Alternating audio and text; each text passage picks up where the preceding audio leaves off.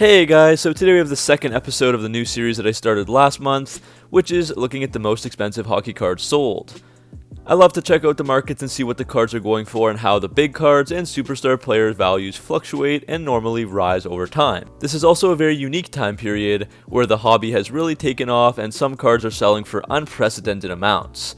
So this video will take a look at the top 14 most expensive cards sold on eBay in October 2020 with a mix of new and vintage cards with various rookies, autographs, and memorabilia pieces. If you want to check out last week's episode, just check the link in the top right corner. And please note that this is not an exhaustive list, as of course there are other marketplaces, but we are using eBay for this videos. I simply looked at the highest priced cards that sold at some point during the month of October. For each, we will look at all the important details like the date of sale, type of sale, prices in both USD and Canadian, and more. And if you guys like it, I can make it into a monthly series. So today our 14 cards make up a total value of over $308,000 US or 410,000 Canadian. So let's get started. We start this episode off with our first Wayne Gretzky rookie, his 1979 O-Pee-Chee rookie card, this one a BGS 8.5. This sold on October 2nd for a whopping $9,999 US dollars, so 10k, or just over 13,000 Canadian. Obviously, Gretzky rookies are still very highly sought after, and this one does appear to be in really good shape. Also, amongst the Gretzky rookies, Beckett has graded over 3,700 of this exact card, giving just 161 of them an 8.5, and only 24 cards are graded higher than this.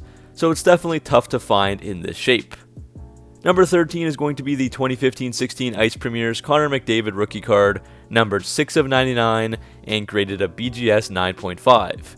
This sold in early October for a whopping 10,000 US or 13,333 Canadian.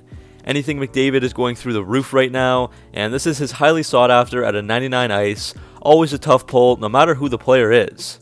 It also got two 10 subgrades on the centering and edges, 9.5 for corners, and 9 for surface. Number 12 is another rookie of McDavid, a ridiculous Young Guns Buyback autograph 1 of 1. I actually don't exactly know which set this would be from, but I assume 1920 Upper Deck buybacks. It also sold for 10,000 USD, and I think the price would really shoot through the roof once this gets graded. I will say though that I do know that there are other autograph buyback Young Guns of McDavid too, so there really isn't just one of a card like this, but of course this is the only one stamped 1 of 1. Number 11 is another oldie but goodie, a 63-year-old card. That would be a 1957 Parkhurst Henri Richard rookie card, graded near mint to mint 8 by PSA. So that meant the selling price of, again, 10,000 US dollars.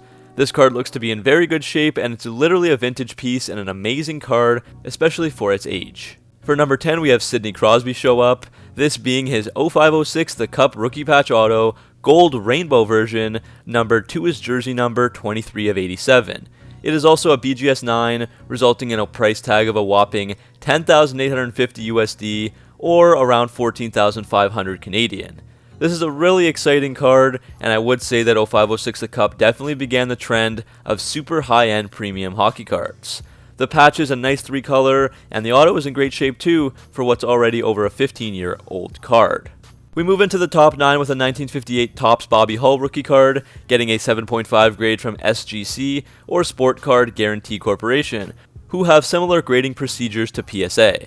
The 7.5 means a near mint plus from them, and the selling price, $13,676, or over 18,000 Canadian for this tiny little card. At the 8th spot, we have our first lot of the day, where you get 2 of the Gretzky O-Pee-Chee rookies, one a PSA 7 and one a PSA 8, for 20,000 Canadian, so that's actually a pretty solid deal. Number 7 shifts back to a modern card, and a rare Panini card that comes from a seller in Moscow. This is a 2013-14 Panini Prizms Finite rookie card of Nikita Kucherov, numbered 1 of 1. Amazingly, the selling price was 15,000 US dollars, or around 20,000 Canadian, and it was a buy it now listing. So to me, it's kind of wild that a card of someone not named Crosby or McDavid or Gretzky could go this high just on its own, showing how the market is currently blowing up right now.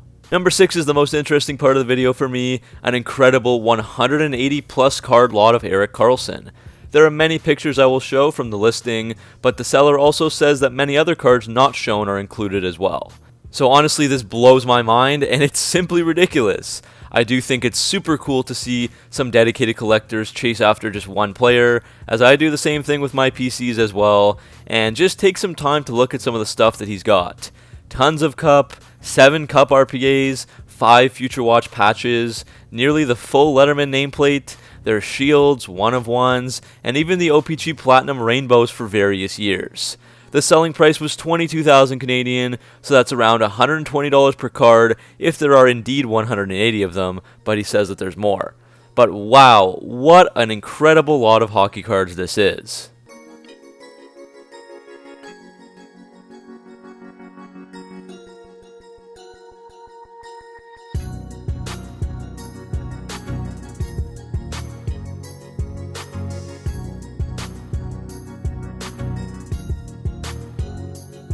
As we break into the top 5, things start to get really pricey. So this card is a 1985-86 O-Pee-Chee Mario Lemieux rookie card with a nice SGC 98 rating, and it also does say Gem Mint 10. This might have been an old grading system, I'm not 100% sure with that 98 rating, but now SGC does have both a Gem Mint 10 and a Pristine 10 rating for their cards, so this is not quite the Pristine version, which is higher. However, it's obviously still super valuable, selling for $22,000 or just under 30,000 Canadian, so Super Mario is definitely still highly sought after. In the number 4 spot, we have another McDavid rookie, this time his exclusive Young Guns numbered out of 100 and having a BGS 9.5 grade, with all the subs getting 9.5s and the centering getting a 10. The selling price was 30,000 Canadian or $22,680 US if I converted it at today's rate. Cards like this are the reason that 15-16 Series 1 hobby box has jumped in price to over $450 Canadian, since there still could be exclusives or even high gloss Young Guns of this guy out there. In third place, we have the first full set ever on this series, the 1979-80 O-Pee-Chee full set of 396 cards, which includes the Wayne Gretzky rookie card graded a PSA 8. So that's a very nice full set for vintage collectors, and the price ran up to 30,000 US or just over 40,000 Canadian. Very, very cool to see something like this.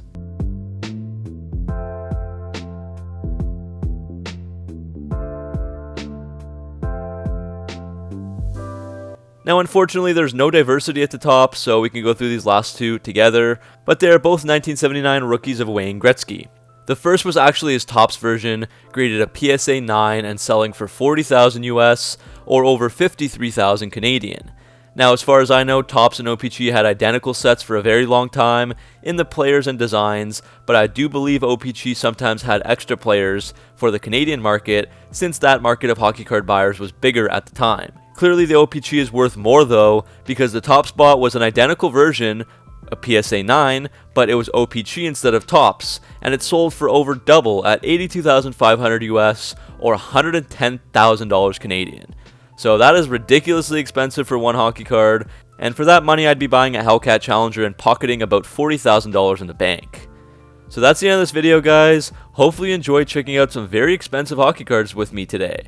If you have 308,000 US or about 410,000 Canadian, then you could afford each of the cards on this list today.